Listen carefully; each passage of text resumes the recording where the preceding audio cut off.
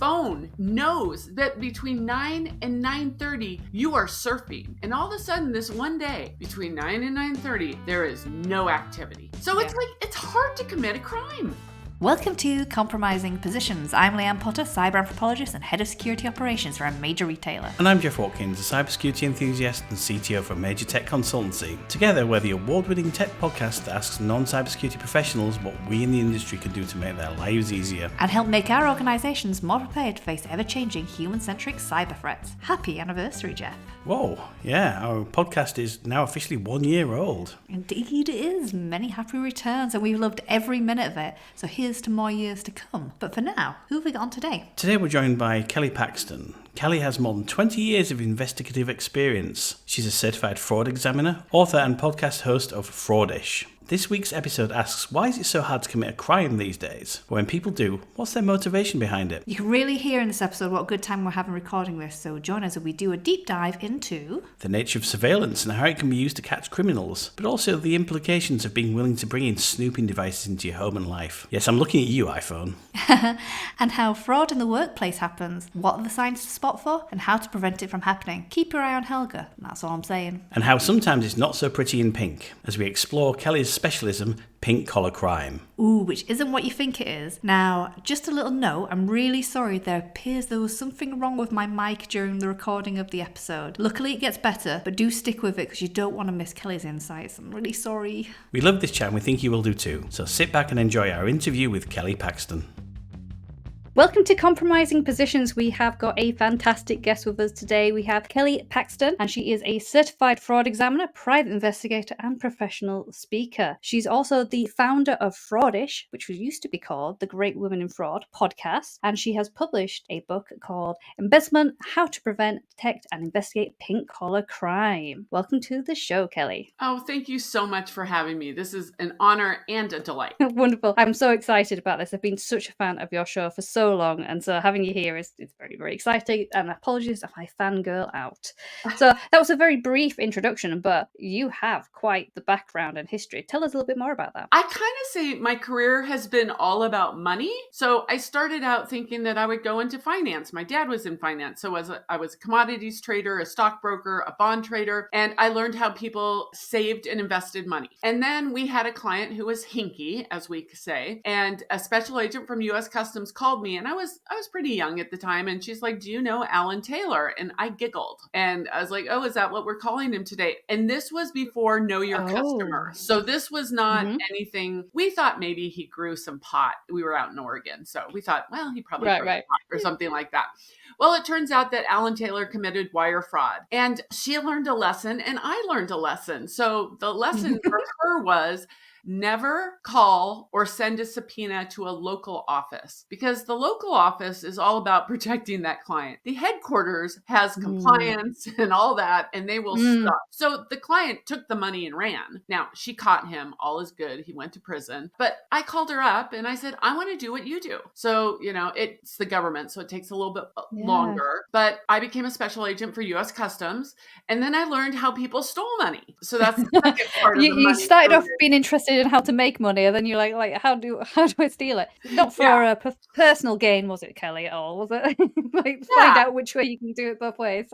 And then my husband got a job in the middle of the country, and I couldn't do customs work. And so then I kind of dabbled in things, but now I do fraud. Like, I don't do fraud. I teach and train about fraud. And it's basically, people make really poor decisions when it comes to money. Good people make bad decisions. Bad people make good decisions. And the thing is money is replaceable. Still, we don't make great decisions based on money. We have very short-term thinking. And so this is why I say my career's always been about money, and it's kind of people's relationship with money. So that's the long version. That is some story. And a great example of, if there's a career you fancy, don't hesitate to reach out to that person and say, hey, how did you get there? How can I do what you do? I think that's a really fantastic example. And people have approached me and said, oh, how did did you get into your career? I'm always happy to help. I think that's a really good kind of tip there that you just shared. So the reason why I brought you onto the show is because I think there's been a lot of discourse about fraud and what fraud means. And in particularly when it comes to cybercrime, for example, it's a type of fraud nowadays very much linked to financial fraud and deception and things like that. What's your sort of experience on what you're seeing in the fraud industry? What are they thinking about when it comes to sort of cybercrime? Do they see it as something separate, or do they see it as something that's just part of the tapestry of fraud these days? How do they perceive it? I was just having this conversation with a great investigator out of Canada. And the thing is technology is going to help us as fraud investigators, but it's really going to help the fraudsters. And I mean, I joke that we only catch the low-hanging fruit, but I mean, there are people, I talk a lot about fraud in pop culture. And I don't know if you've seen the most recent movie, The Beekeeper, with Jason Statham, which... No, but look at, do you see that? You can't see that, audience, but you should have seen Jeff's face, like a massive Jason Statham fan. So he's trying to get me to watch it. Go on, tell me all about The Beekeeper. So it's, and I'm not going to give any spoilers, and it gets very Jason Statham, where there's things blowing up and knives and guns and all that sort of stuff. Is he playing an American with a British accent in it? Because that's like his thing. Yeah. No, he's just an American. But he's got an interesting background. And this woman that he is living on her property, being a beekeeper, she's an older Black woman who gets taken by a cyber. You've got to call here because your computer's been infected. And I don't want to give a spoiler, but it ends very badly. And I joked, and my mom has been gone for a while, but I joked I wouldn't let her have a computer because she would have been sending stuff everywhere or hitting buttons that she shouldn't have. She didn't even have a smartphone before she passed, thank goodness. So, I'm not a cyber person, but you've got to know a cyber person. And I also recorded an episode for Fraudish the other day, and I do a speed round of, what do you say when fraud? And one person answered phone. Your phone Interesting. holds so much data and patterns. And so I was saying, if you were to commit a crime, and I joke that I would never commit insurance fraud because my insurance company has known me since I was 30, and they know every pattern. They know when I pay my bills, when I don't pay my bills. I was just doing my auto pays the other day, and I got this little pop-up that said, "Congratulations, you're spending less money this month than last month." And I was like, cheers. Yeah. Well, last month I was traveling, so that's why I was spending more money. But it made me think okay, so does that mean I should take that money and save it? Does it mean I should go buy some more? But they know basically day to day how much on average I am spending. And so say you wanted to go, and this is my example. I don't know if you guys heard about the dog shit company. Can I say that word? Yeah, of course. Yeah.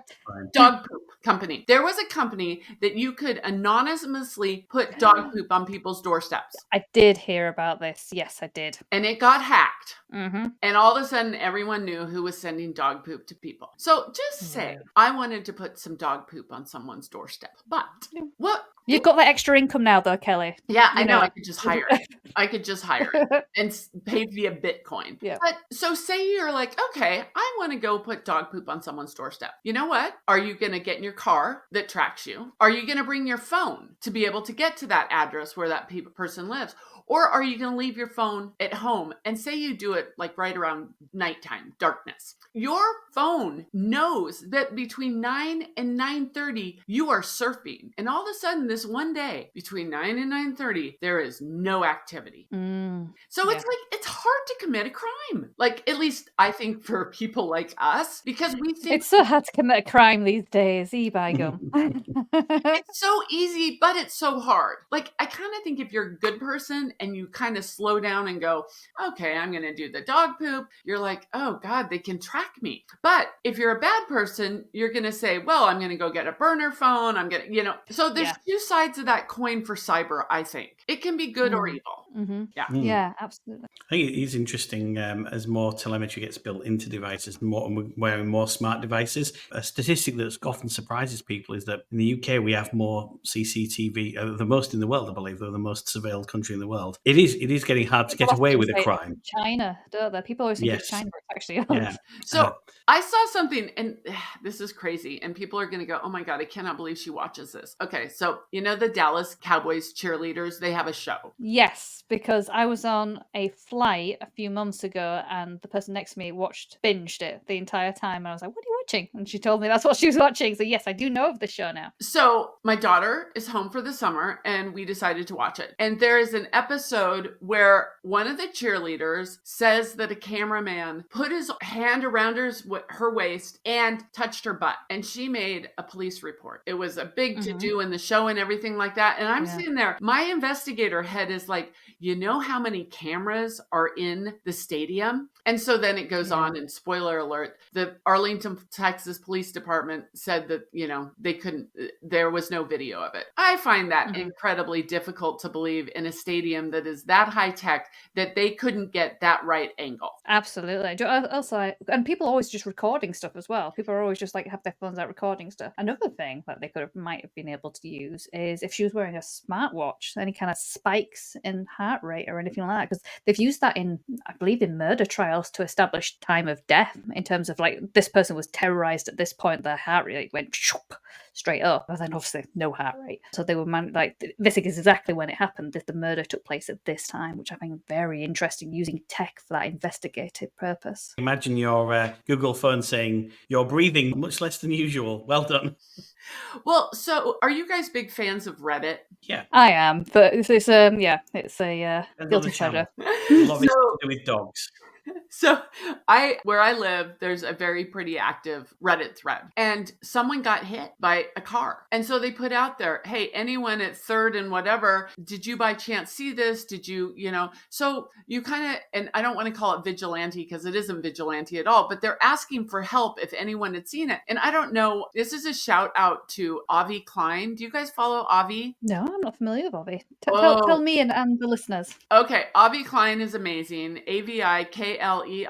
He's on LinkedIn. He posts great stuff. He is a lawyer turned investigator, and that means he's an actual real investigator, not a lawyer. And he posts great stuff. He had a post, and this was a while ago, and I've had him on my podcast, and I just love his stuff. We have tow trucks, and tow trucks have license plate readers. And so I didn't realize it until his article, or his blog post. And now every time a tow truck goes by me, I look for the license plate readers, and they're looking to repo cars. And there's just so much data out there. So you guys should have him on your podcast. I love Avi. He just posts amazing stuff, and he's a real boots on the ground. Yeah. I think a lot of our traffic lights nowadays have cameras to check for people not paying their road tax and things like that. But also, there was I don't know if you saw this in the news. There's this really creepy bot that in the UK would scan all of our CCTV if you had an Instagram image, and would match the CCTV, a few seconds of the CCTV, with you taking that picture in public. It was the creepiest thing I've ever seen, and it actually worked as well. Wow. So the images, there's you can still find images that got taken down eventually. You can still find images out there of people, kind of doing the selfie thing, or somebody taking a picture of them, and then the CCTV angle, which is absolutely unbelievable. Yeah. I mean, we grew up with paparazzi and celebrities getting followed and everything, but now, anyone, there's so many ways that you can surveil someone. And when I was a special agent for U.S. Customs, I liked nothing better than a good surveillance, as long as it was moving. I liked moving surveillances, but no one did that. But now it's like, I was driving the other day with my daughter, and someone was following us, a friend, and she's like, Mom, slow down. Not everyone can follow people as well as you follow people. And it's just like, but now do we need to? I have a friend whose garage door notifies notifies her husband when the garage door opens and closes. Now, that's great for them, but what if it's a stalker or an ex-boyfriend or husband who, and you hear about trackers being put on cars? It's frightening. Yeah, it really is. It really is. So, on a slightly different topic, you're a specialist in dishonesty in the workplace. So, I think in cybersecurity we talk a lot about things like insider threats. So, dishonesty in the workplace, what does that entail and what should we be looking out for? Oh, well, okay. So there's what is the statistic? 4% of the population are narcissists. And then we have, he said, she said investigations. And there's been studies and, some of them have been pulled back or retracted about creative people are more likely to bend the rules and or cheat. So I worked for a large shoe manufacturer and, my mind has actually kind of changed on this topic recently. You could have a designer who would go, let's say, to a tropical beach for a week and expense the whole trip because they needed inspiration for the perfect color of blue for the, colorway. Now, if that designer designed a lot of shoes that sold a lot, well, you might look at it a different way. But maybe the designers hit a rough patch. Then do they get to sit on the beach for a week when they haven't designed something that so just because someone works at a legitimate business doesn't mean they can't, push the envelope. God forbid steal. So do you think that's in a way connected to the fact that it depends on the value of that individual then? So we look away from maybe rule benders or even rule breakers if, maybe they are performing well or they provide X to the business. So as an organization, you might have a stance like, no, don't take the piss when it comes to your expenses. That's ridiculous. However, Bob's doing really well. Jane's doing really well. We will let that expense fly under the radar maybe. Is it so there's something to say about organizations also have a part to play in that in terms of tone kind at of the dictating top. the morality. Yeah. So the Association of Certified Fraud Examiners, they do a report to the nations and they have shown, and I have seen it anecdotally, the higher up someone is, the less likely they are to be punished, let alone terminated, let alone prosecuted. So you'll get an executive assistant who starts buying her daily Starbucks on the company credit card. She could be prosecuted versus someone who brings in millions of dollars. He's been so good. She's been so good. We're going to coach them to not do that. I had an example recently, personally, where it was a financial matter and someone gave me wrong advice about an account. And I had a deadline on being able to do a transaction. So I get closer to the deadline and I call up and I was like, you guys haven't done this. And I had a date marked when I called and, everyone records the phone calls. You're on a recorded line. Yeah. So I said, I called on this date. The woman told me that they would allow the transfer, blah, blah, blah. And it hasn't been done. And we're getting close to the tax deadline. And she goes, yeah, well, the woman was wrong. And we're going to coach her. And I said, coaching her doesn't compound interest on this account for the next, dozens of years. And I just couldn't believe that they said that they were going to coach her. And had I not called back, I would have missed the deadline. But it was just okay, so you're going to coach someone, but it's actually it would have been very financially detrimental to me. Now, they did make it right, but I had to be on top of them for 10 days. So that's kind of a long-winded answer, but there is tone at the top. And I talk a lot about because I specialize in sort of crime on Main Street. I don't specialize in the big Sam Bankman-Fried, the Bernie Madoff, or the Enron. I specialize in the water district, the soccer club, the HOA. And those are real life things that we see and do. They're with us. So whereas your Bernie Madoffs are your big behemoth businesses that kind of sometimes when they fall, it doesn't hurt, does it? Because you don't feel the immediate impact. Unless you're part of the crypto exchange that went under, which is quite a lot of people. So FTX, I have heard recently, now I haven't verified it, but I'm pretty sure it's true. Bitcoin has recovered and he made a lot of very good investments into the AI, like Anthropic. The investors are going to get back more than they put in, which is shocking. But that's only by luck, I guess, isn't it? Yeah, that's dumb luck. So, Kelly, then, does crime pay? Oh, so I'm having these conversations because I'm doing a bunch of batching of my podcasts, and I was talking to a friend who is a behavioral economist, behavioral scientist, and it's like humans are irrational. And that's how she got into behavioral science. She was an economist by trade, and she's like, but humans aren't rational. So we're making all these things for rational people, and they're not. So she's gotten into this, and I said, okay, for example, say that crime doesn't pay. But what if you steal $50 million and you only go to prison for 2 years? Does it pay? I don't know. And everyone has a price. Now, some people's price can be very high. Mine is so high, family, children, that. But other people's price is very low. But then, like, you could say, well, I'm not going to steal because you go to jail. But some people would say, well, for 2 years in prison for getting $50 million and they can't find it because I've hidden it so well, maybe that is the rational thing to do. These conversations are kind of crazy. The area you work in, what is the kind of impact of the dishonesty in the workplace, and kind of what does it matter to the people impacted? So on Main Street, the owner of the business will never look at his workers again the same, or her workers again the same. Money is replaceable. You hopefully have insurance, or, some businesses have literally gone in and cleaned things up and their businesses have taken off after a theft. But, they're never going to look at people the same. I mean, I joke that I'm a fraud therapist because this is the other thing, like Sam Bankman-Fried or Bernie Madoff. You didn't see and touch the money, really. But this is a person who has come into the office, the dental office, the water district, the little manufacturer, every day, looked at their coworkers, looked at their boss, talked to them, been in their homes, and they have consciously touched the money and taken it. And that is a big difference. Mm-hmm. And so, I guess with those people, the people you're working with every day, from your experience, are there any things to look out for, any patterns of behavior that might, because in cyber, there are some, like we recently, I think, Leanne, you did a talk on looking at the company reviews on a site called Glassdoor, can actually predict insider threats. And I imagine you see a similar kind of thing. There must be some kind of patterns of behavior. Okay, so number one is vacations. These pink-collar criminals, embezzlers, don't take vacations. Or if they do, they're little vacations, like 2 or 3 day junkets to Las Vegas.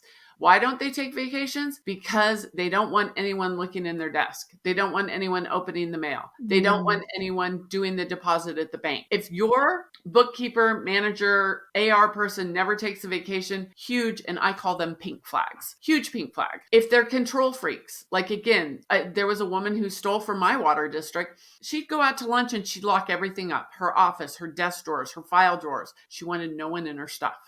No one in her stuff. And again, lifestyle. Now, I'm going to call her, I was calling her Gladys for a while. Never underestimate Gladys. Now I've met someone, and so now I'm going to call her Bonnie. Bonnie's not going to show up in a new Lambo or a Maserati. She might show up, instead of in a Corolla, she might get a Camry. Right. So generally, the women embezzlers aren't quite as flashy. Now, of course, there are outliers like Rita Crundwell, who stole $53.7 million, but they're not going to show up in a Lambo. They're just, and I say, like, okay, we just had the Nordstrom's anniversary sale, which in the States is kind of a big deal. And yeah. It's so big that I think even over here we know about it. So I would go to it every year, and I would get a pair of fine Italian leather boots. And my husband would say, what'd you get this year? And I would round down. He never had a clue as to what my boots cost. Never had a clue. So when someone does confess to you, and generally they will confess, unless they're a serial embezzler, like a serial grifter, a serial con artist, but the, regular, I've never been arrested before, I got caught. Whatever they say they stole, multiply it by 2 to 6 times because they round down. I guess that's kind of natural psychological thing, isn't it? Whenever you get something or gain something, you'll round up, and whenever you subtract something, you tend to round down. Exactly. So why did they do it, Kelly?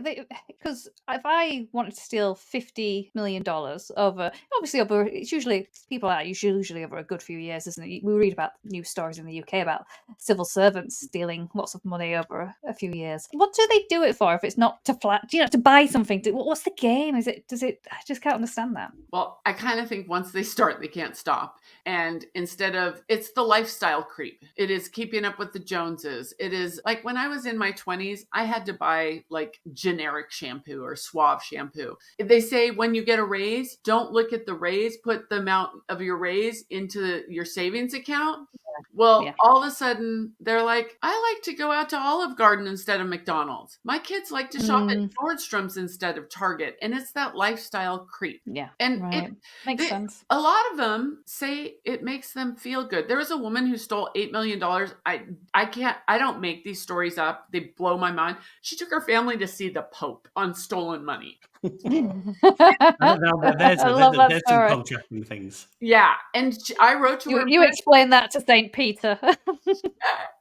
I wrote to her in prison, and she said, she wrote back to me once and then she got rid of me. But she said, I just wanted to be a good mother. So many people associate more money with a better lifestyle. She worked for a very wealthy family who flew private, and she's like, they look so happy. I mean, I don't know if you guys have watched Succession or Billions. They are not happy. Those people aren't happy. They're only happy when they're doing maybe bad stuff. And they're being very, as the saying was, money can't buy happiness, but it can buy a better quality of misery. Yeah, exactly. I mean, yeah. So, do you think things like a lot more people working remotely? Do you think that's kind of affected things? Yeah. So I have a colleague who said that right after COVID started, that fraud was going to increase because we also have this distance. So you're in the UK, I'm in Oregon, and say that I worked for you. I don't see you in the office. Mentally, Exactly. It's easier for me to make a bad decision because you're not like,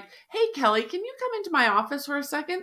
What are you going to do? Call me up on the phone and say, our brain processes that very differently. It's like cash versus credit cards. When you lay down cash, your brain is like, ugh. When you lay down your credit card, it's like, yeah, the bill's going to come in 30 days. They found that with when Disney moved to Disney World and things like that, moved to those little NFC straps, people apparently, I think spending went up by double, which is just like blows my mind. Humans are really bad at abstraction. Well, that's why they change from Disney dollars. Yeah, that's why I love behavioral science as it ties to fraud, because like no one thinks they're going to get ripped off. No one thinks they are. We all think we're too smart. And except, your elderly parents, you're like, well, my parents could get ripped off because, they're just not as quick as they used to be or whatever, something like that. But we don't think that we are going to get ripped off because my favorite thing is trust but verify. Like some people say I'm cynical. I like to say I'm skeptical. It's a very common phrase in cybersecurity, that, Kelly. So you do know about cybersecurity things. You mentioned earlier pink collar and pink flags. Tell us more about why pink. When I worked at the U.S. Customs, I arrested your typical bad guys, money launderers, drug dealers, pedophiles.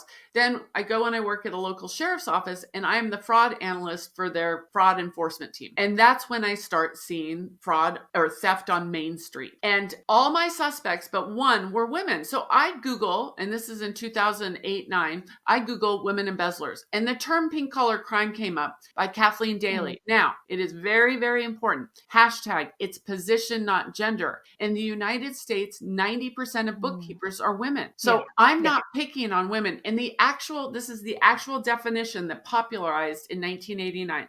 Low to medium level employees, primarily women, who steal from the workplace. It's embezzlers. Now, but if I say, come learn about embezzlement, people are like, that's boring. But if I say, catch me if you can, today's pink collar criminal, they're like, ooh, that's sexy. So, but I just, these people that I was working on the cases in the sheriff's office, they lived amongst us. One of the detectives' worst day as a detective was arresting a woman who worked at her child's school who had stolen hundreds of thousands of dollars. She was a perfect mom. She's just gutted to arrest her. Like, it was just so sad. And so it made me look at crime very differently. And I'm fascinated by it. And that got into more of the sort of behavior of it. Because like when I was drug dealers, it's all about the money. It's just all about the money. Yeah. And the status of like, with the cartel and stuff like that.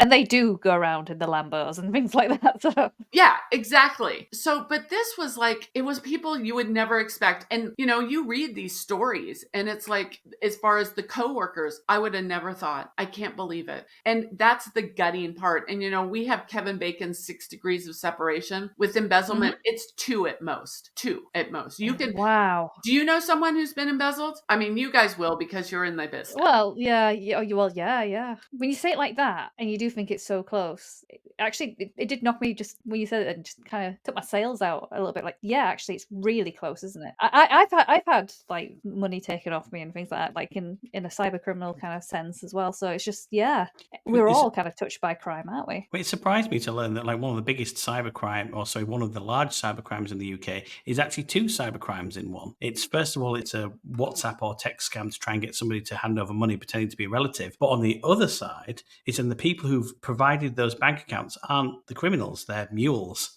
And they get tricked into a false offer of some get rich quick, easy work, 1 hour a day, make it, and they get debanked. So I'm surprised at how many people. That's what a lot of those work from home scams are. Well, our job adverts is quite a lot of muling, like, oh, you accept these packages as well and things like that. My kids and their friends, they all think I'm crazy. But like my kids travel and Yeah. I have a safe word. And like my contemporary friends, they're like, what? And I was like, no, oh, that's guys. great advice. I know what you're going to say. Go on. Yeah. So especially also for me, because my voice is all over the internet. With AI, anyone can make my voice like, Absolutely. as it is. And my kids, so we have, and I'm going to tell you, my cyber safe word is not pineapple. Okay. It's not pineapple. But my kids Don't know. tell us where it is. Yeah, no, we're not going to say it. My kids know to use this word in a sentence, and I know it's legit. And if that word isn't there, I know it's not legit. Every family, especially with the way the world is and we're traveling and stuff like that, you need a safe word. Like a safe word, a safe phrase. Yeah. Absolutely. I've said the exact same thing to my mum, because obviously I've got this show here. I do a lot of public speaking that gets recorded. I said, my voice is... I always say that every time I do an episode, it's just to help the hackers along a little bit more. But I've told my mum, if I say this, then you know it's me. And also, and this is leaking out into the corporate world now, phishing, like voicemail phishing and hacking, 3 times more likely to succeed. And they're even now seeing with deepfake videos in Hong Kong. I think a financial director handed over tens of millions of dollars because they're seeing a video and voice deep fake of the entire exec team, and it is absolutely terrifying. And we were discussing this at B-Sides Leeds recently on one of the talks, and the other one is always use a second factor, because you get an email or a phone call in, phone them on a different number, or preferably on a different phone as well, or email them to the known email address, or Slack them, or do something else. Don't go back to the same source, because that factor could be a bad factor. Absolutely. Oh, another shout out for a guest for you guys, Mishal Khan. He's awesome. Oh, yeah. Yeah. I saw him at, it was kind of an interesting conference. It was the World Gaming Protection Conference, and he was there. He did a great AI thing that he put together just, with video, and he's on one of my episodes, a recent one. He is great. So good. I think he's even speaking at DEF CON this year, he just got a big thing, but you should have him on your podcast. Well, they don't come any bigger than that one. So yeah. Did you know that it's estimated that 30% of cyber criminals are actually women, which is actually more than women working in cyber, which I believe the number has gone down recently. It was about 20%. I think it's gone down to 18% this year, working in cyber security on the ethical side. But yeah, 30% of cyber criminals are actually women. Do you think women steal differently from men? Yeah, they steal less. They steal more often, but they steal less. So interesting. Yeah. And that's interesting you bring out about 30% of women are cyber criminals, because we've got these biases, we've got stereotypes. And I mean, I have to admit, like, I love movies and documentaries about fraud and pop culture. And you don't often see the woman do it. But okay, the girl with the dragon tattoo, do you love her? Elizabeth? She's a badass. Yeah, she's badass. The original film, can't remember, not the remake. I can't remember the films actually, but I loved the books. The books were good as well. The books were brilliant. Yeah, I loved her as a character. Yeah, so I think she motivated a lot of women out there that they could do cyber. So not in a good way. Okay, I'm not. Well, what makes me sad is it's harder for a woman to get legitimately into cybersecurity than it is illegitimately into cybersecurity. That's the it is really rant sad about the industry. Yeah. Also quite low tech as well in some cases. So some women almost. So I've heard that some people in certain countries are basically kind of trafficked into being cyber criminals, and some of them unfortunately are used as it's easier than deep faking voice or video. Actually used to be what they call pig butchering scams. They call them up and video call with them, which is really unfortunate because I imagine a lot of these people don't actually want to be in these jobs. Right. Yeah. Did you guys read Number Go Up? No. Oh, by Zeke Fox. So it's about crypto. It's really good. And he goes to Southeast Asia where they are doing human trafficking for these type of, scams. I highly recommend that book. Oh, I'll check that out. Put that It's on one the for the reading show list. notes on the list, isn't it? I think. Yes. Aye, Oh, definitely. yeah. It's one of my favorite books. But in cybersecurity, like cyber fraud is getting to be such a lucrative business that we're seeing instances where it almost from the outside looks like a legitimate business. They've literally got office space, they've got a HR department, they've got a marketing department, they've got a customer service department. So when you get ransomware, you can speak to a customer service representative. So the people, and I know you don't know much about how they're set up and everything like that. So let's just say the top of the chain, proper wrong uns. Yeah, they're the bad guys. They know they're doing bad, but it's lucrative. People getting hired in to do this job, they must kind of know they're also doing wrong. What is the psychology behind people kind of turning a blind eye to engaging in that kind of work when I guess they almost feel removed but really they're kind of a part of it. This is like so back to the movie Beekeeper, you'll see this like phone center and they're kind of removed. That's what I was kind of referring to. Yeah. Yeah, they're removed from it. There's the whole, I'm going to say, kind of cultural, sociological phenomenon that I got to get my piece. And it's just, I coach and mentor a lot of young professionals, and I always tell them, you've got to have a walk away fund. And sometimes people don't understand when they get into it. I mean, honestly, this might... Also, I think at places like that, you get sort of a crew mentality. Like you get one person in and then that person brings in a couple other buddies. And then it's kind of like this social organism. That's what it kind of seems like to me. So yeah, again, I would say me or my kids would never do that. That comes from a huge place of privilege.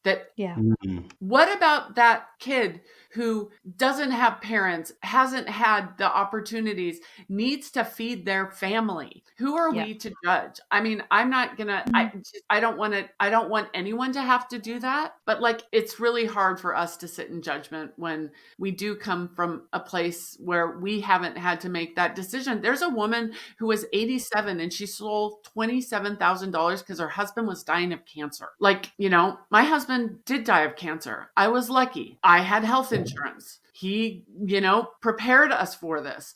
But what if me going and having that job meant that my family member could have health care or something like that? And this also comes from age and maturity. I don't have to make those decisions, but there are some people out there that do make those decisions, and they're not gonna be my friends, but I also didn't see what they've gone through, if that makes any sense. It does, yeah. But also I've heard of such how can I put it? The fine line between business and fraud sometimes is so fine. So I had a friend who left the insurance industry because she watched somebody next to her doing a quote for a van for a church, and the quote came up on the terminal. And the quote was like £100. And the guy on the phone went, "Oh, we can do you this for £1,000 this renewal." And the lady on the phone burst into tears and said, "Look, we really love you as a customer. So what we can do is we can renew it for £700." And the lady was so thankful, blah blah blah. And the person still scalped an enormous amount of money from commission on that. And then my friend, she just quit the next day. She's like, "I can't take this. This is not part of what we're part of." So my book of the year is called Nobody's Fool. I had them on my podcast, Dan Simon and Christopher Chabris. And did you listen to it, Leanne? Yes, I did. Yes. Yeah. Oh, they are so. You go ahead. So they have, right at the beginning of the book, they have a thing about where is that line in business? And your example, Jeff, is that when I was a stockbroker, long time ago, I sold a bond, and my boss comes over to me and he's like, you could have marked that up. And I looked at him and I was like, but why? This was like a retired guy. And he goes, he still would have gotten a good rate and you would have gotten a good commission. Now, I didn't last in the business very long, but I was just like, I couldn't believe believe my boss, he was literally chastising me because I didn't mark up the bond. And yeah. And then you wonder what happens when things like the financial crashes happen and people get done for these suddenly from this is making money and this is beneficial and this is encouraged behavior to, oh no, you're going to jail for fraud. Like how much of That's it the was danger of incentivized bonuses and things like that, isn't it? Is that if you don't keep it in check, it actually encourages really bad behavior. Because if you're only thinking month to month rather than big picture thinking, it can be disastrous, can't it? Well, and you have, and Danny Kahneman, system 1 and system 2. Our brain goes system 1, which is just, quick, 2 is 4. And, it turns out the slower thinking is the more ethical thinking. But we live in a world where we want action. And so I'm doing a new presentation, and one of my slides is going to be a stop sign. And then it's also going to be speed bumps, because we need those speed bumps. Like if you ever get a deal or an offer where they're like, but you got to do by, 12 p.m. tonight. No. And, I grew up, my mom would say, sleep on it. It's really good advice. We've got to slow down in this crazy fast world. And I listen to a lot of podcasts, and I know you know that, Leanne, and I'm just obsessed by it. But it's like, there was someone he's just like, I'm just clicking through my phone. And he goes, I almost clicked the link that would have just blown up my phone, because he's like, we're so prone to action. We've got to slow down. And that's what they're really good at as well. The cybercriminals know that. They know, they fear, uncertainty, and doubt, having very time pressured, very emotive. Do it now. You'll lose everything if you don't do it now. This is a great deal. Yada yada yada. They know this. They know that system 1 thinking, it makes us do this. Yeah, one of the biggest ones we get all the time. Luckily, we have them filtered out, but it's from our CEO, because obviously at one point LinkedIn got hacked, so everybody knows our CEO's name and email address. Going, we need you to. Oh, I'm in a meeting. I really need to make this transaction. Can you call me back on this number right now? Luckily, we've all been made very well aware of that. I'm sure it worked for somebody. Yeah. And you've said in the past that just sort of you mentioned it earlier on as well, slightly about good people making bad choices and bad people making good choices, and especially the second part of there, bad people making good choices. Can you go into more detail on this? So I don't know if you remember this story, and I hope I have it right, because I've talked about it a lot. There was a guy in Ohio who kidnapped some women, had them in his basement for decades, years at least. And I remember this story. And so some guy's walking by, I think he was a black guy, and he heard a woman yell. He had a criminal history. He went to the police department. Now, who as a felon wants to walk into a police department? No. If that guy hadn't have done it, as I understand it, those women would still be in that basement. So are you going to put yourself, it's like being a witness. One of my favorite TV shows was The Wire. And when something happens, it's like everyone's like cockroaches. No one will talk. And that's what I say when bad people make good choices. And I don't mean bad people. I just mean people that may have a history with law enforcement, that they don't really want to, walk into a police department and say, hey, because we have biases. And the people who are the garden variety embezzlers, they look like us. They are not, I'm going to say, tatted up, pants hanging down the backside of them, driving a lowrider, the type of people that we would cross the street if we were walking down. That's what the people were scared of. Who here has been attacked by a tatted up lowrider? I haven't. Nope, me neither. We just have these bias. And, would you tell your kids I say this, if you're in a store and your kid gets lost, my son did this when he was 3, I tell him, if you get lost from mommy, go find a nice looking mommy and she'll help you. And if a scary looking dude comes up to you, scream. Now that mommy might have stolen $500,000, and that tatted up guy might have. Mark Wahlberg used to have lots of tats. So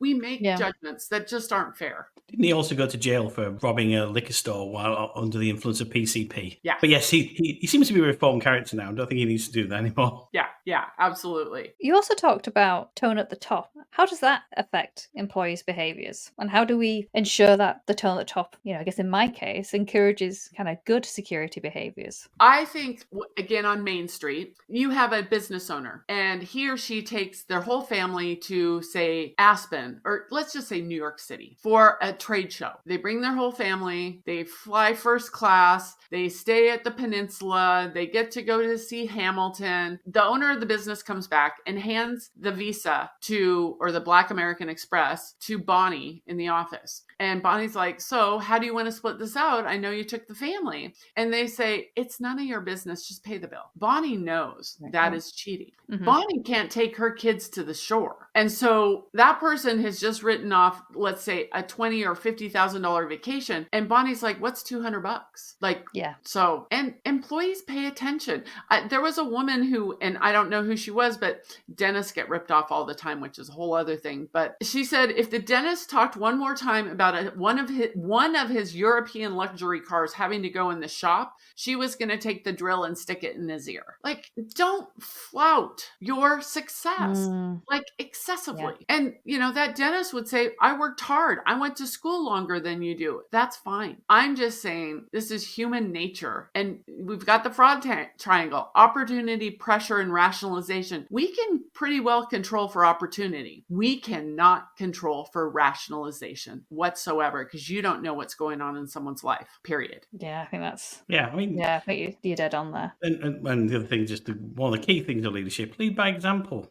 Lead from the front, lead by example, especially when it comes to leaders quite openly breaking the rules. I think I've seen it happen in the past. To be quite clear, not in any of the companies I work for or have worked for, but I've seen it in the past.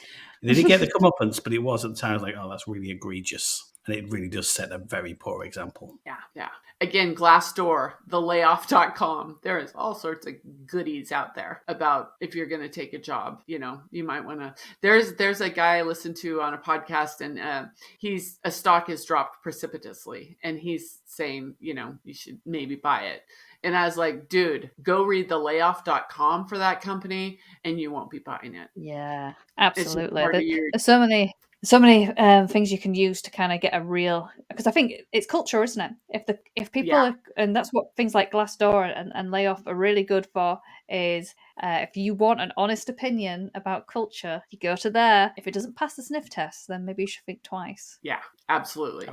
I always find the sign of a truly toxic company is all current employees have rated it 5, all past employees rate it 1. And I know a couple of those, and it's like they clearly somebody's holding metaphorical guns to their head for a 5-star review, and once they're gone, it's like no chance at all. The next question I've got for you is: you speak a lot about ethics. Why is ethical decision making so hard? And when you think about corporations and things, how might ethics play into the impact of the policies that they're trying to implement at work? So you may have heard this on my podcast. I was recently traveling to give an ethics presentation, and there was a friend of mine's brother-in-law who used to work for one of the big 4, uber successful. And he's like, oh, where are you going? We're in the airport making chit chat. And I said, I'm going to Denver. And he's like, for what? And I said, oh, I'm teaching an ethics presentation. He goes, you don't need to teach ethics. He goes, no. He goes, wow. I was a lawyer and a CPA, and you either know it or you don't. And I just looked at him and I was just like, nice world you live in. But one of, the company that he worked for, they've had quite a bit of issues, let's just say.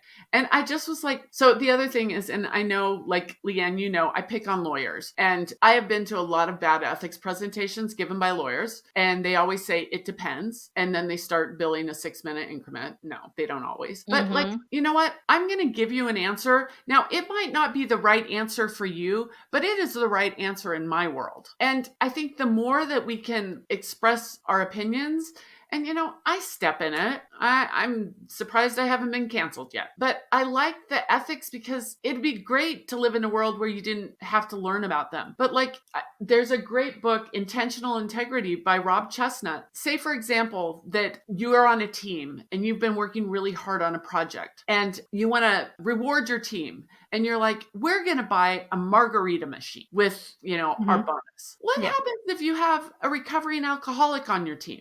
Yeah. Like, we need to stop and think. And, I'm not all woke, is the farthest thing from it. Lots of people would say, but let's just stop and think about how it's going to affect people.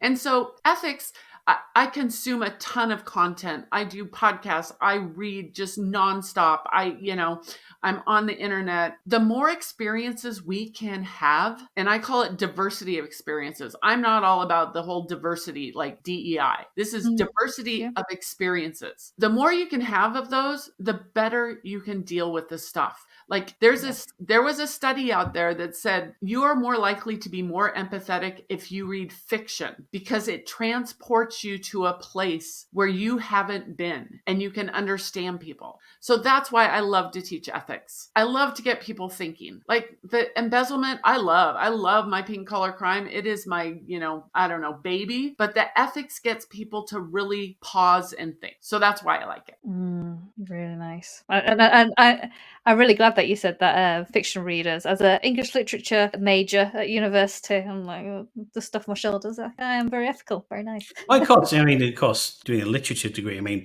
if you ever read any John Steinbeck, at least you can empathise with anybody who feels depressed, because you will be depressed after you've read John Steinbeck. I hated John Steinbeck. I'm sorry for any classic lovers out there. I could not abide his books, I'm afraid. One thing I remember, if you'd have said maybe 15 years ago to me, I've worked in tech for 25 plus years, we should have people from the humanities in tech and helping with decisioning, things like people who are into ethics, people who are behavioral scientists, they might as well just said, I've got an extra head. It was so far out there. But I guess thinking about sort of tech and especially cybersecurity, do you think they would benefit from having more people like behavioral scientists, but more people in ethics? To help me understand the people are trying to protect. Absolutely. And this is a huge topic in AI right now. What you put in is what you get out. And if you're only putting in certain things and you're not thinking about, if you aren't looking back at history, we need a room full of different people. And we're talking different ages. Ageism is huge. We've got to have a room full of people to make not only a better product, but to make it safer for everyone. Look at it's been decades since I saw the Terminator, and the Terminator seemed insane. But we've got robots now. Like, what if we program robots there's been face scanning software that isn't good for certain skin colors. We've got to have a room full of people. We can't have all tech people or we can't have all math people, or we can't have all physics people. We've got to have it, and we have to be able to communicate to each other. I think that's where we all fall down, isn't it? No matter, humans have the capacity for communication more than any other species, or at least, that's what we tell ourselves with our big egos. But we just struggle, don't we? And there's a lot of reasons why we disconnect. It could be they seem different to us, so I'm not going to engage, or we put up barriers and things like that, or we don't understand things. And particularly now when we're so polarized, like we've never been before, those modes of communication are so shut down. I see this problem being exacerbated over the coming years, not made better. Even with more knowledge around, let's think more ethically. Let's get, as you say, Jeff, 15 years ago, it would be unheard of, but now we do have behavioral scientists coming in and working in tech. But they're coming in, but the scale of actually our inability to communicate with each other is going up, and so it's just a chasing game, really, isn't it? Yeah, but it's so important. We can't just throw our hands up in the air because it's just too hard. Absolutely. And on that note, thank you so much, Kelly. You've been a fantastic guest. Really, really enjoyed this conversation. I had to keep forgetting sometimes that I wasn't just listening to your show and actually participate, which does sometimes happen when I interview people I'm a big fan of their show. But thank you so much. If people want to reach out to you, what is the best way to do it? And how can they find out everything about all the great projects you're working on at the moment? LinkedIn is probably the best. The Fraudish podcast drops on Tuesday usually. Sometimes there's a blip there. Also, pinkcollarcrime.com or kellypaxton.com. But definitely reach out. And this is what you said this at the beginning, Leanne, is like the best things that have happened in my career is from me picking up the phone, sending an email, sending a LinkedIn message. I just got a young woman a fantastic job because she reached out to me. It was pre-COVID, got introduced. I have followed her career and I saw an opening for her, and she's killing it. And it's because she kept in touch. And yeah, so If she had never done that, she would be in the basement working where no one was paying attention to her. And she's gonna have an amazing career. And it's pick up the phone or the email. Absolutely amazing. Well, what a kind offer. So Kelly's going to get you a job. But do check her out. What we will do is, as always, put everything in the show notes. So if you're driving while you're listening to this, be safe. We'll be in the show notes. You can click on that later. But definitely check out her show. It is fantastic. And do connect, because you will enjoy the content Kelly puts out on LinkedIn. I know I certainly do. So thank you again so much. It has been a fabulous discussion. And I feel like I know a lot more now about what I should be looking out for in terms of staff that don't take any holidays. Naughty, naughty. Well, thank you so much, Jeff and Leanne. It's been delightful and my honor and pleasure. Whew, can we watch The Beekeeper yet? Please? Okay, but only for work purposes, so only for this podcast. Yay. As long as it's better than The Net, and I'm sorry to those who keep saying I'm wrong about dissing The Net.